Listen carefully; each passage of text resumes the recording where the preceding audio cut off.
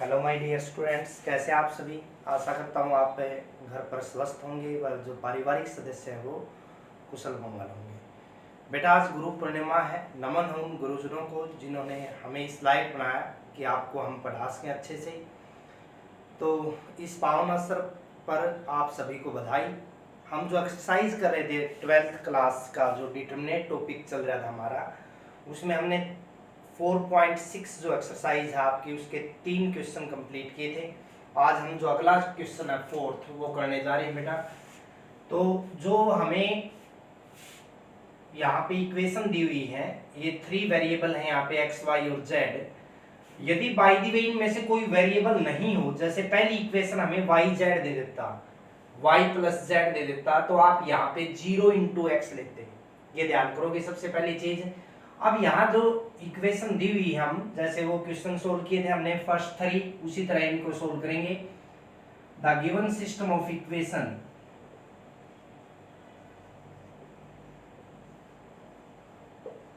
Can be written in the form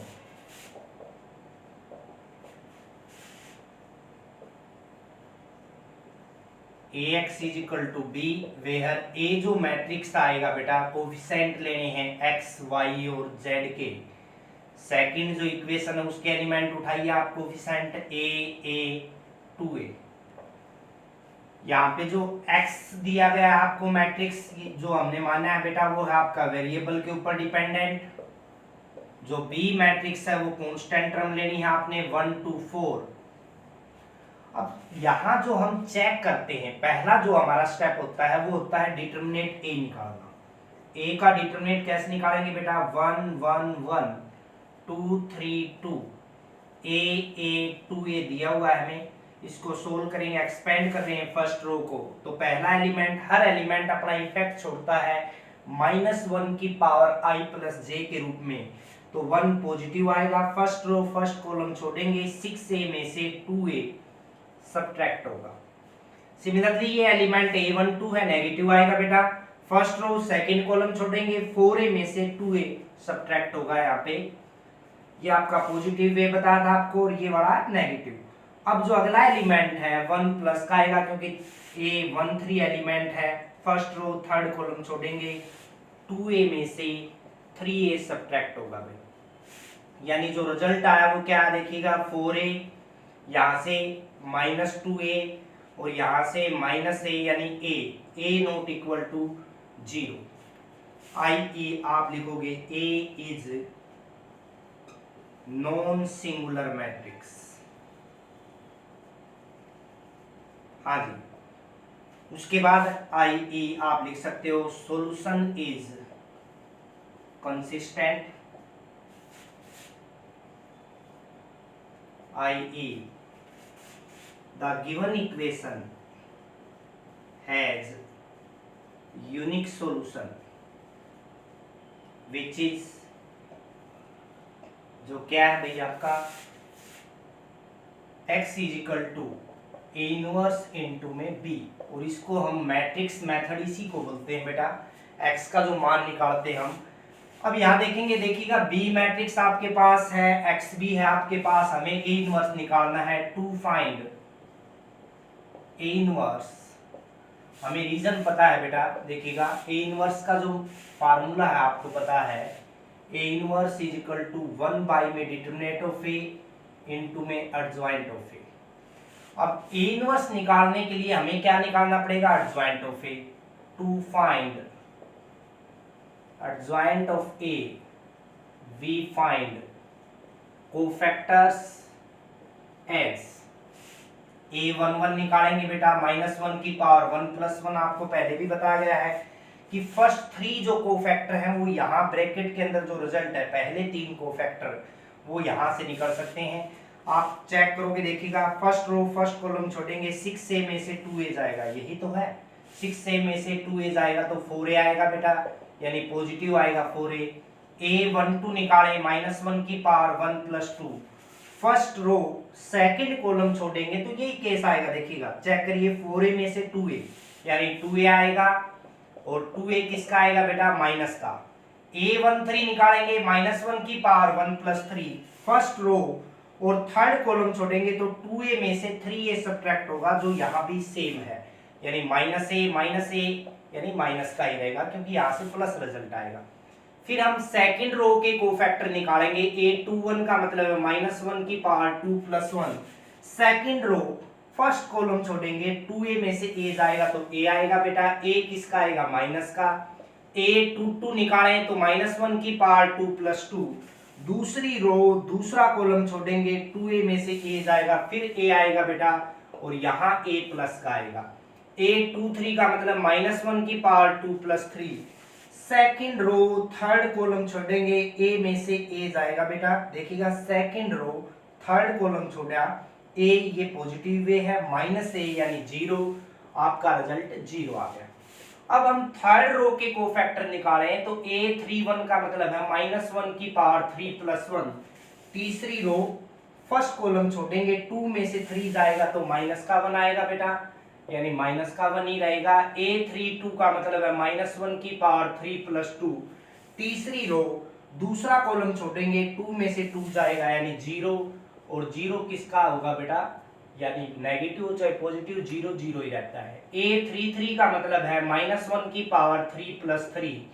तीसरी रो तीसरा column 3 में से 2 सब्ट्रैक्ट होगा तो क्या आएगा बेटा, 1, और 1 किसका आ गया, प्लस का। आई आप लिखोगे रिक्वायर्ड मैट्रिक्स बी। अब ये रिक्वायर्ड मैट्रिक्स वो मैट्रिक्स है बेटा जो कोफैक्टर से बना है। पहली रो यानी कोफैक्टर की 4a माइनस में 2a, second row -a 0, third row -1 0 1। अब एडज्वाइंट ऑफ a जो हम निकालते हैं बेटा, वो इस मैट्रिक्स का ट्रांसपोज होता है। तो मैं यहां डायरेक्ट ट्रांसपोज कर रहा हूं, ध्यान दीजिएगा। क्या आएगा भाई रिजल्ट, 4a जो रो है वो कॉलम में कन्वर्ट हो जाएगी, माइनस का 2a -a 0 -1 0 1, ये आपका एडज्वाइंट ऑफ a आ गया। अब i इसको आप 1 नाम दे सकते हो, आपने इसको स्टार दिया है, और यहां से आप a इनवर्स का मान देखिएगा। a इनवर्स क्या आएगा, 1 में डिटरमिनेंट a, इसको 1 दे सकते थे आप इक्वेशन, या रीजन दोगे आप a इनवर्स इसके इक्वल होता है 1 में डिटरमिनेंट a कितना था बेटा, a इनटू में एडज्वाइंट ऑफ a, यानी ये आपका रिजल्ट आया था एडज्वाइंट ऑफ a का 4a माइनस में 2a -a 0 और -1 0 1, ये आपका इनवर्स आ गया। अब आप लिखोगे बाय स्टार वी गेट, हमें सॉल्यूशन निकालना है, यानी एक्स वाई जेड का मान निकालना है। एक्स का मान क्या था भी मैट्रिक्स का, वो रख दीजिएगा x y z. A inverse का मान रखिए बेटा, 1 में a 4a माइनस में 2a -a 0 -1 0 1, और इनटू में बी मैट्रिक्स क्या है आपका 1 2 4, आपने नाम दे रखा था पहले बी मैट्रिक्स, उसी से वैल्यू उठाई। अब रो टू कॉलम मल्टीप्लाई करोगे बेटा, यानी ये जो वैल्यू है एक्स वाई जेड, ये किसके इक्वल आ गया, देखिएगा 1/a बाहर ही रहेगा, row two column first row first column. अब यहाँ ऑर्डर चेक करें तो 3 × 3 है, और यहाँ जो ऑर्डर है 3 × 1 है, 3 3 में लुप्त हो जाएगा, तो जो रिजल्ट बचेगा वो 3 × 1 बचेगा। अब 4a माइनस में 2a और माइनस में 4, देखिएगा 4a माइनस में 2a और माइनस में 4, यहां से देखिए -2a और फिर देखो +2a और प्लस में 0। फिर यहां से देखिए बेटा थर्ड रो फर्स्ट कॉलम यानी a31 एलिमेंट a 0 प्लस का 4, a ये 0 है बेटा और प्लस का 4, हाँ जी ये आपका रिजल्ट आ गया। अब यदि हम ध्यान से देखें बेटा, यहां जो वैल्यू दी हुई है जैसे x y z, ये जो मैट्रिक्स था वो किसके इक्वल आया, देखिएगा यहां से 4a, यानी ये जो रिजल्ट है वो यहां लिख रहा हूं मैं एक बार, क्या बचा वे रिजल्ट जो है, देखिएगा 2a माइनस में 4, यहां से 0 और यहां से a प्लस में 4। अब a से आप डिवाइड कर सकते हो प्रत्येक एलिमेंट को। यहां a से डिवाइड करोगे 2 बच गया, माइनस में 4/a, 4 के बाई में आएगा तो a बाई में आ जाएगा बेटा। यहाँ 0 को डिवाइड करोगे 0 ही रहेगा। यहाँ a से डिवाइड करें तो क्या आएगा, देखो 1 प्लस में 4/a। हाँ जी, क्लियर है आपका। तो ये जो रिजल्ट है, अब देखो ये जो मैट्रिक्स है 3 into 1 है, यहां भी 3 into 1 है। Both are comparable matrix, both are comparable matrix. तो यहां से आप रिजल्ट निकाल सकते हो। Then their corresponding elements are equal. तो x का जो रिजल्ट आएगा वो आएगा 2 माइनस में 4/a, y का जो आएगा 0 और z का जो मान आएगा बेटा 1 प्लस में 4/a। ये आपका आंसर हो जाएगा। तो इस तरह से फोर्थ क्वेश्चन करोगे। थोड़ा बड़ा क्वेश्चन था बेटा, ध्यान से करना है कि पॉइंट जो क्लियर आपका। यहाँ जो मैट्रिक्स मेथड के अंदर जो गड़बड़ी होती है बच्चों से, वो माइनस प्लस की होती है। तो ये जो आप कोफैक्टर निकालोगे उसमें थोड़ा ध्यान से करोगे बेटा, क्योंकि एक यदि क्वेश्चन के अंदर आपसे एक छोटी सी गलती माइनस प्लस की हो गई तो आपका आंसर जो है वो बिल्कुल रॉन्ग हो जाएगा। तो अगला जो क्वेश्चन है वो देखिएगा क्या दिया गया है, हमें कैसे करेंगे हम। अगले क्वेश्चन में हमें इक्वेशंस दे रखी है बेटा। फर्स्ट इक्वेशन जो है वो 3x माइनस में y प्लस में 2z इज इक्वल टू दे रखे आपको, सॉरी माइनस में 2z है बेटा इक्वल टू 2। और सेकंड जो इक्वेशन है वो दी है 2y माइनस में z इज इक्वल टू दे रखे आपको -1। तो यहां देखिए y और z की टर्म है, तो x वाली टर्म के साथ आप क्या लगा दोगे 0 और प्लस कर दीजिए। उसके बाद जो थर्ड इक्वेशन दी है 3x माइनस में 5y, अब z की टर्म नहीं है यहाँ पे, इज इक्वल टू आपको दे रखा था यहाँ पे 3। तो बेटा यहां आप क्या करोगे 0 z लगा दोगे। जो आपको वेरिएबल नहीं दिया तो 0 के साथ मल्टीप्लाई करोगे तो 0 ही आएगा। तो अब ये तीन इक्वेशन दी हैं, आपको पता करना कि रिजल्ट जो है इसका कंसिस्टेंट है या इनकंसिस्टेंट। तो कैसे चेक करेंगे, सबसे पहले the given system of equation can be written in the form ax is equal to b, where a का जो मान है वो देखिएगा बेटा क्या आएगा 3 -1 -2, उसके बाद 0 2 -1, उसके बाद 3 -5 और 0। x का जो मान है वो आपका मैट्रिक्स जो वेरिएबल ले रहे हैं आप उसके ऊपर डिपेंडेंट होता है, और b जो मैट्रिक्स है वो इक्वलिटी में जो टर्म दी हुई है 2 -1 3 कांस्टेंट टर्म के ऊपर डिपेंडेंट है। जो फर्स्ट स्टेप लेते हैं हम वो a का डिटरमिनेंट निकालना होता है। सबसे पहले कैसे निकालोगे 3 0 3 -1 2 -5 -2 -1 0। सोल्व करेंगे बेटा 3 को, फर्स्ट रो को एक्सपेंड कर रहे हैं, फर्स्ट कॉलम फर्स्ट रो छोड़ेंगे 0 और यहाँ से -5 आएगा। वैसे तो +5 आएगा लेकिन डायरेक्शन चेंज हो रही है तो माइनस का 5 होगा। यहाँ देखिएगा बीच वाला एलिमेंट पॉजिटिव हो जाएगा बेटा, क्योंकि माइनस का दे रखा है, माइनस आएगा। -1 की पावर 1 + 2 करें तो नेगेटिव रिजल्ट आता है, negative negative positive. First row second column छोटा बेटा 0 और -3, लेकिन साइन चेंज होगा तो +3। उसके बाद देखिएगा ये नेगेटिव ही आएगा क्योंकि A13 एलिमेंट है, -1 की पावर 1 + 3 अपना इफेक्ट छोड़ेगा, तो यहाँ से साइन जो है वही रहेगा। फर्स्ट रो थर्ड कॉलम छोटा बेटा 0 और -6, तो 0 -6 का मतलब -6। रिजल्ट क्या है भैया आपका देखिएगा बेटा -15 + 3 + 12 यानी 0 के इक्वल आ गया। i.e. A is singular matrix, i.e. the given equation has either, दो केस आते हैं यहां से बेटा, either no solution or infinitely many solution, as if adjoint of A into में बी यदि आपका नॉट इक्वल टू 0 आ गया तो नो सॉल्यूशन होता है, and adjoint of A into में बी इक्वल टू 0 आ गया तो आपका इनफाइनाइटली मैनी सॉल्यूशन होता है रिस्पेक्टिवली। यानी यदि ये आएगा तो नो सॉल्यूशन होगा और यदि ये रिजल्ट आ गया तो इनफाइनाइटली मैनी सॉल्यूशन होगा। तो दोनों केसेस में यदि हम ध्यान से देखें बेटा, एडजॉइंट ऑफ ए तो निकालना ही पड़ेगा हमें। तो to find adjoint of A we find cofactors as.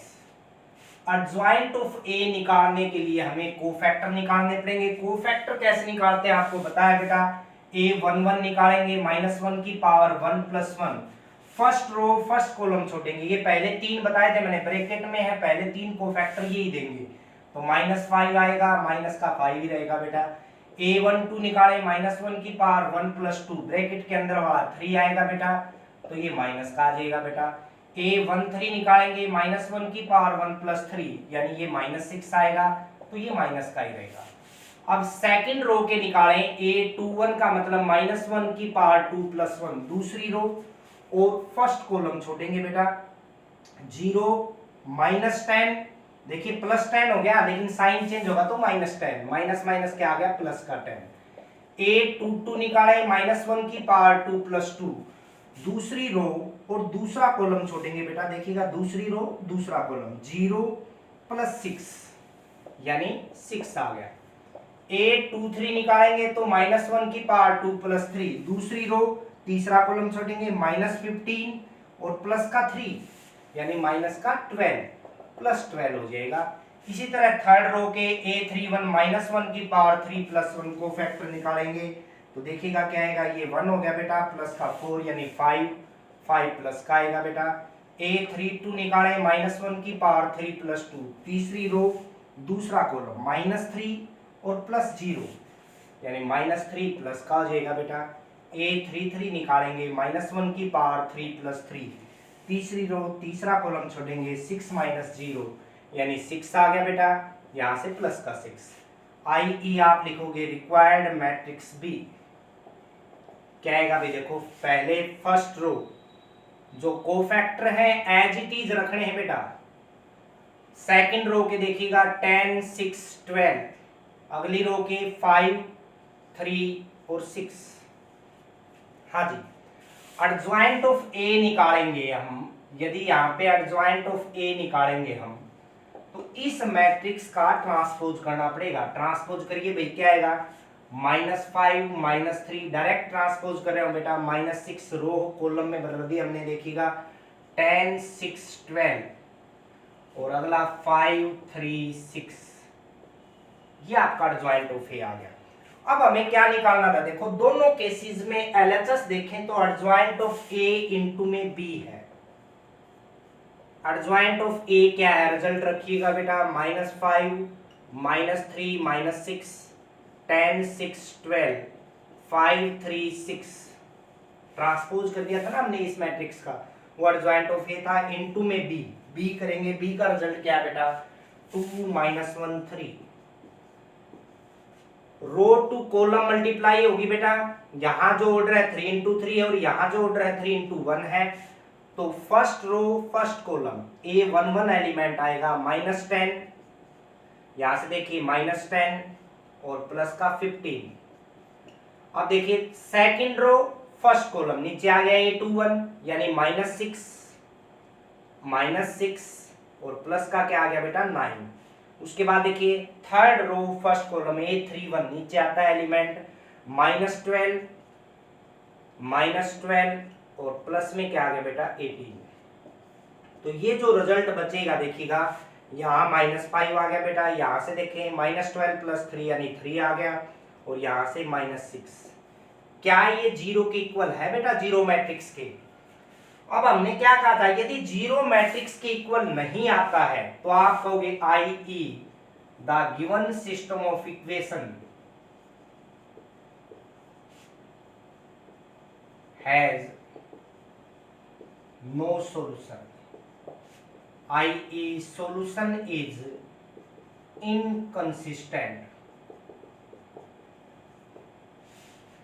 तो यहाँ जो हमने 2 क्वेश्चन किए हैं बेटा, आज मोस्ट इंपोर्टेंट क्वेश्चन आपके मैट्रिक्स मेथड का एक बड़ा क्वेश्चन आता है, जो लॉन्ग आंसर टाइप क्वेश्चन होते हैं आपके बड़े मैथ के क्वेश्चन, जो हम कहते हैं चाहे HBSC यानी हरियाणा बोर्ड हो चाहे CBSE बोर्ड।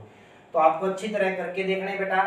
यदि आपको ये क्वेश्चन अच्छी तरह समझ में आ रहे हैं तो आप अपना जो YouTube चैनल है उसको सब्सक्राइब करिए, जो वीडियोज हैं आपकी वो शेयर करिए बेटा, ताकि ज़्यादा से ज़्यादा बच्चे इसका लाभ उठा सकें। अब इस महामारी के समय में आप घर पे बैठ के जितनी सेटिंग दोगे पढ़ाई के लिए उतना ही आपके लिए अच्छा रहेगा बेटा। तो आशा करता हूँ आप अच्छे से मेहनत करोगे। धन्यवाद।